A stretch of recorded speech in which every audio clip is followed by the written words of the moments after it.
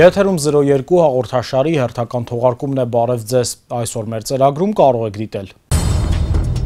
Ձմեռով ձիերն արոտավայր էր տարել, որ իրենք իրենց գլխի ճարը տեսնեն։ Ինքը ցրտին չդիմանալով տուն էր եկել եւ աշխատները կորել էին։ Դեպքի վայրի զննությունը ցույց էր տալիս, որ հանցավորը տան հետնամասով է բակ մտել եւ փողոցի կողմից նրան դժվար որևէ մեկը նկատած լիներ, եթե իհարկե մեքենայով չէր եղել։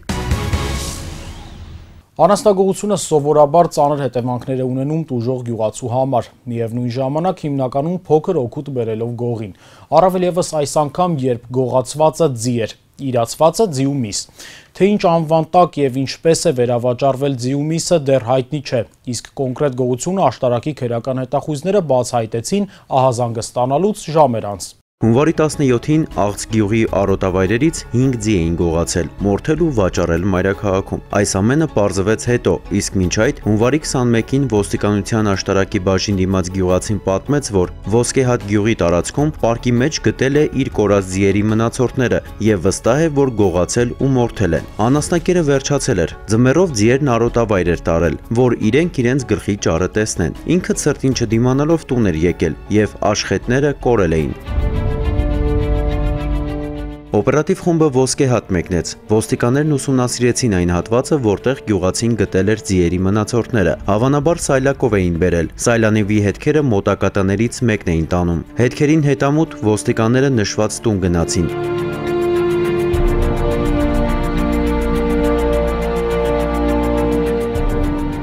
Դարպասից այն կողմ գտան սայլակը։ Բակում ծառի տակ մորթված անասունի արյան հետքեր տեսան, գոմի մոտ արյունոտ պարան։ Մնում էր հարցուփորձ անել հասկանալու, թե տան անդամներից ով է նման քայլի գնացել։ Ոսկեհատ գյուղում կատարված որոնողական աշխատանքների եւ հարցումների արդյունքում պարզվեց, որ ձիերը գողացել եւ մորթել են նույն գյուղի բնակիչ Գաբրիել Ազիզյանը։ Հունվարի 21-ին Գաբրիել Ազիզյանին նշված գողությունը կատարելու կասկածանքով բերման ենթարկեցին ոստիկանության աշտարակի բաժին։ Գաբրիել Ազիզյանը չէր հերքում արարքը եւ պատմեց, թե ինչն ինչպես է եղել։ Տեսա, որ ձիերը մի քանի օր դաշտում են, մտածելով, որ տեր չունի, մեկին բռնեցի, կապեցի, մյուս 4-ը հետևից եկան, բերեցի մեր գոմ, մորթեցի, հետո ավտոկանչի, տարա Երևան մսի պասաժում հանձնի։ Երևանի շուկաներից մեկում անծանոթ դալալի վաճառելիս չէին էլ ասել, որ ձիու միս է, իսկ թե նա ում էր վաճառելու, ինչպես էր միսն օգտագործվելու, դժվար է ասել։ Գաբրիել Ազիզյանը խոստովանական բացատրություն է տվել, քննությունը շարունակվում է։ Մի գողություն էլ աշտարակի ոստիկանները բացահայտել էին հունվարի 19-ին, այս անգամ թալանել էին բնակարան ու գողությունն էլ եղել էր դեռ ամանորի տոներին, հունվարի 3-ին։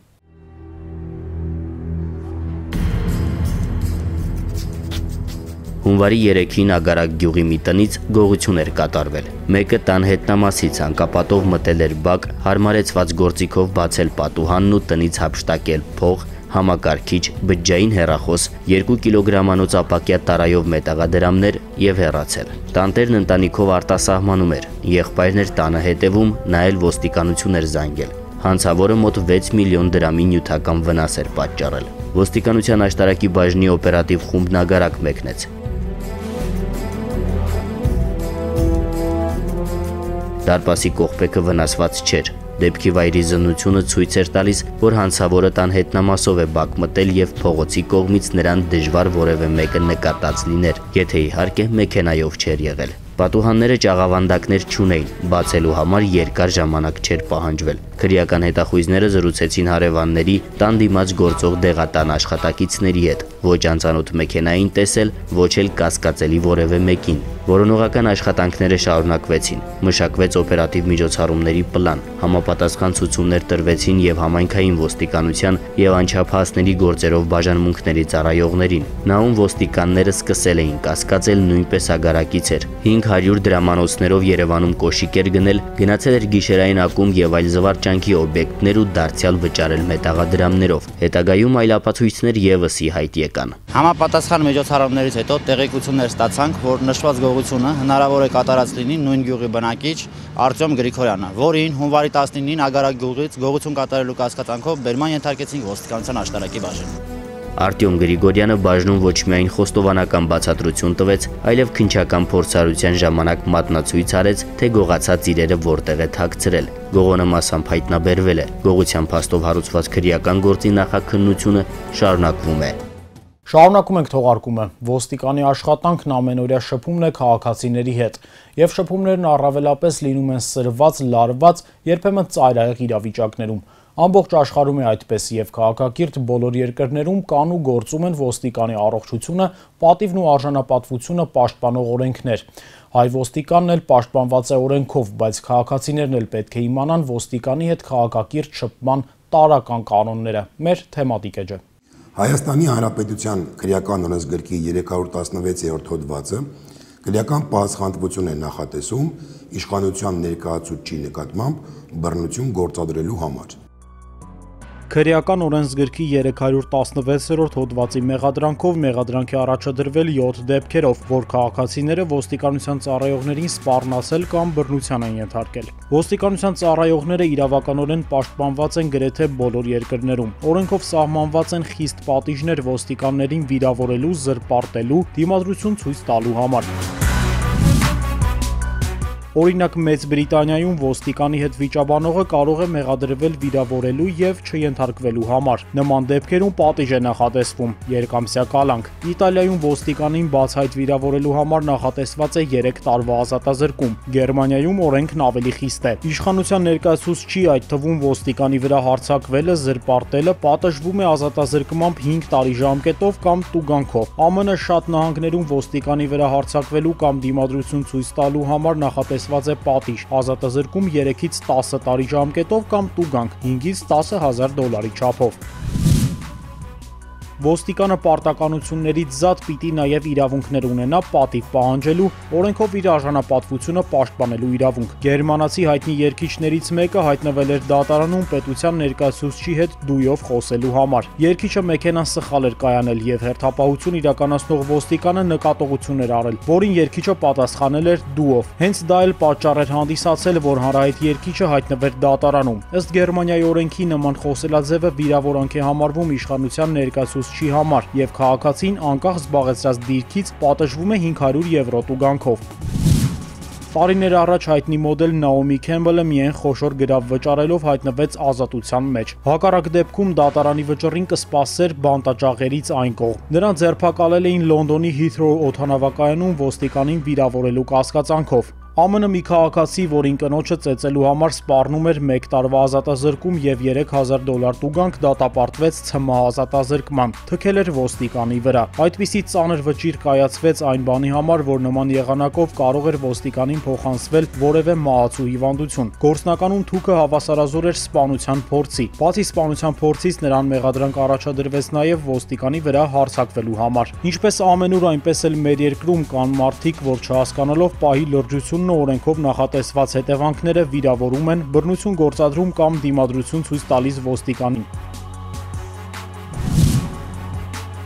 Անդրադառնանք վերջերս տեղի ունեցած մի քանի դեպքի։ Հոկտեմբերի 11, 2016 թվական, Դիլիջան։ Ժամը 16:15-ի սահմաններում ոստիկանության Դիլիջանի բաժնի հերթապահ մաս էր զանգահարել քաղաքի բնակչուհիներից մեկն ու խնդրել ոստիկանների միջամտությունը։ Հայտնել էր, որ ամուսինը վիճաբանում է ընտանիքի անդամների հետ։ Օպերատիվ խմբի կազմում ընդգրկված էին քրեական հետախույզ Էմիլ Ղազարյանը, անչափահասների գործերով տեսուչ Կարապետ Մակվեցյանն ու թույլտվության համակարգի տեսուչ Արմեն Անդրեասյանը։ Ոստիկանության 3 սպաներ ահազանգով մեկնեցին Դիլիջանի Միասնիկյան փողոցի տներից մեկը։ Շտապեցինք դեպքի վայր, մոտեցանք ահազանգող կնոջը, որպեսզի պարզենք ահազանգի պատճառը։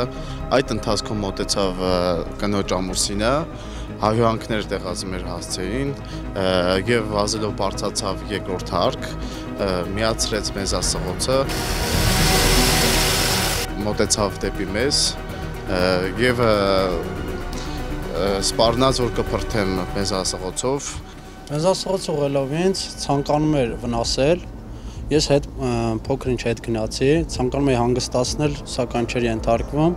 Վերջինս նկատեց, որ վերևում կանգնած է մեր աշխատակից գործընկեր Անդրեասյանը, փորձեց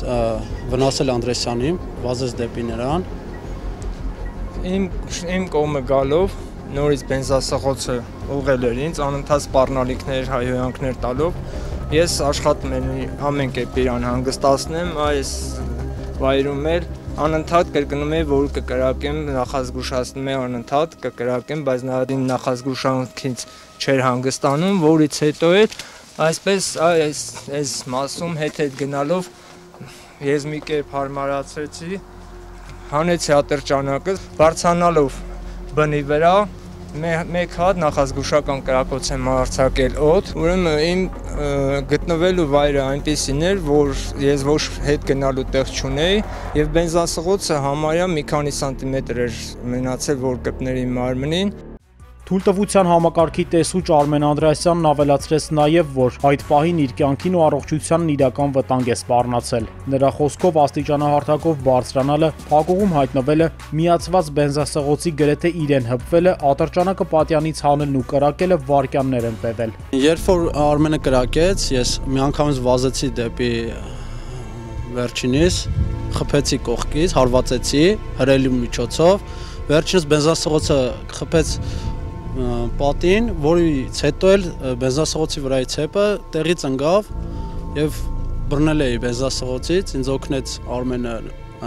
նրա ձեռքից խլենք բենզասղոցը եւ վերջինիս պարկասնենք հատակին։ Նախքան կասկածյալին վնասազերծելը անչափահասների գործերով տեսուչ Կարապետ Մակվեցյանը կապվել է բաժին եւ օգնություն խնդրել։ Վնասազերծումից հետո եկած գործընկերների օգնությամբ կասկածյալին բերման են ենթարկել ոստիկանության Դիլիջանի բաժին։ Դեպքի առթիվ քրեական գործ է հարուցվել քրեական օրենսգրքի 316-րդ հոդվածի հատկանիշներով։ Ըստ նշված հոդվածի առաջին մասի, իշխանության ներկայացուցիչի կամ նրա մերձավոր ազգականի կյանքի եւ առողջության համար ոչ վտանգավոր բռնություն գործադրելը կամ բռնություն գործադրելու սպառնալիքը կապված այդ անձի կողմից իր ծառայողական պարտականությունները կատարելու հետ պատժվում է տուգանքով նվազագույն աշխատավարձի 300 պատիկից 500 պատիկի չափով, կալանքով առավելագույնը 1 ամիս ժամկետով կամ առհասարակմամբ մինչև 5 տարի ժամկետով։ Նոյեմբերի 3, 2016 թվական երեկոյան ոստիկանության Պարեկապահակետային ծառայության գնդի ծառայողներին, որոնք ծառայություն իրականացնում էին Նոր-Նորքի վարչական շրջանի Թաղապետարանի եւ հարակից տարածքներում, մոտեցել էր մի քաղաքացի, հայտնել, որ մեքենան խափանվել ու ճանապարհին է մնացել։ Նա ոստիկանների օգնության կարիքն ուներ։ Օգնել էին, խափանված մեքենան ճանապարհի երթևեկելի մասից հրելով դուրս բերել։ Հանկարծ նկատել էին կարմիր VAZ-2106 մեքենան, որը դուրս գալով ճանապարհից ընթանում էր ուղիղ մայթով։ Ոստիկանները վազել էին ավտոմեքենային ընդառաջ ու կանգնեցրել։ Հասարակական կարգն ու երթևեկության կանոնները կոպտորեն խախտած վարորդից պահանջել էին դուրս գալ մեքենայից։ Վարորդին դուր չէր եկել հարկադրված կանգառը, իջել էր մեքենայից, ներկայացել որպես բարձրաստիճան պաշտոնյա, քաշքշել ոստիկանի համազգեստից ու կրծքանշանից, հայհոյել ու հարվածներ հասցրել։ Ընկերները նույնպես ներկանալով պաշտոնյաներ միացել էին նրա հակաօրինական գործողություններին։ Բարեբախտաբար օժանդակ ուժերը արագ վրա էին հասել, չեզոքացրել վտանգը։ Հարբած քաղաքացիներին նստեցրել էին ծառայողական մեքենաներն ու բերման ենթարկել ոստիկանություն։ Երևանցիներ որպես մարզի դատախազ, այնուհետև ներքին անվտանգության գնդապետ ներկայացած անձինք իրականում ավտոգազալցակայանի աշխատակից ու տաքսու վարորդներ էին։ Բերման ենթարկվելիս էլ շարունակել էին հայհոյանքներ տեղալ, փորձել էին փախուստի դիմել ու խաթարել էին ոստիկանության բաժնի աշխատանքը։ Իշյալ հոդվածի երկրորդ մասը քրեական պահանջատվություն է նախատեսում պետական իշխանության ներկայացուցիչի կամ նրա մերձավոր ազգականի նկատմամբ վտանգավոր բռնություն գործադրելու համար, որը պատժվում է ազատազրկմամբ 5-ից մինչև 10 տարի ժամկետով։ Սույն հոդվածում պետական իշխանության ներկայացուցիչ ասելով հասկանում ենք պետական կամ տեղական ինքնակառավարման մարմիններում ծառայող այն անձանց, ովքեր իրենց ենթակայության տակ չգտնվող անձանց նկատմամբ օժտված են կարգադրիչ լիազորություններով։ Նոյեմբերի 8, 2016 թվական, Երևան։ Ճանապարհային ոստիկանության առաջին սպայական գումարտակի ծառայողները խմած վարորդներ հայտնաբերելու նպատակով Երևանում իրականացնում էին հերթական ուժեղացված ծառայությունը։ Գումարտակի 4-րդ դասակի տեսուչները Հալաբյան փողոցում կանգնեցրել են այս Հոնդան։ Թե ինչ եղավ հետո ներկայացնենք առանց մեկնաբանության։ Բարև ձեզ։ Շատ բարև ձեզ։ Հանրապետության ոստիկանությունից Ավետիսյան։ Մենք ինչ հարց կա, որ մեզ կայնացրել եք դուք։ Միջոցառում է։ Ընկեր, չկա միջոցառում, ինչ հարց կա, որ կայնացրել եք դուք։ Վարորդներին հայտնաբերելու կապակցությամբ միջոցառում է արգել է։ Ընկեր, լավ է, նորմալ է։ Շատ խախտում է եղել, հա։ Լավ եմ անում, ընկեր։ Արն ստի ավտոն, հա։ Ընկեր, օրենսից բեսամ տղեկ եք։ Տարեկան կանչիլը։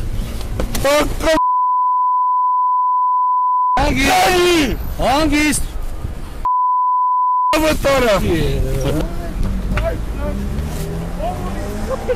Բոլոր նմանատիպ դեպքերում կասկածյալներին մեղադրանք է առաջադրվում քրեական օրենսգրքի 316-րդ հոդվածով։ Մեր երկրում ոստիկանները անհամեմատ հանդուրժող են, քան որևէ այլ արևմտյան կամ արևելյան երկրում, բայց ինչպես ասում են, ամեն ինչ իր չափն ու սահմանն ունի։ Եթե վիրավորում կամ հարվածում են ոստիկանին, արդարադատությունից խուսափելն անհնար է։ Շատ դեպքերում էլ քաղաքացին օրենքներից անտեղյակ ոստիկանի օրինական պահանջներին ի պատասխան դիմադրություն է ցուցաբերում կամ պարզապես չի ենթարկվում։ Պետք է գիտակցել դա հանցագործություն է։ Իսկ եթե նկատել եք ոստիկանի կողմից հակաօրինական արարք ձեր նկատմամբ, ոստիկանության պաշտոնական Police.am կայքի միջոցով կարող եք դիմել ոստիկանության ներքին անվտանգության վարչություն։ Պարբերաբար ներքին անվտանգության վարչությունն իրականացնում է նաև ուղիղ կապ։ Քաղաքացին կարող է զանգահարել անձամբ վարչության պետին եւ ներկայացնել խնդիրը։ Բոլոր դիմումներն ու բողոքները մանրամասն քննարկվում են։ Հարգելի քաղաքացիներ, մի խախտեք օրենքը։ Իմացեք ձեր իրավունքներն ու պարտականությունները ոստիկանի հետ շփվելիս։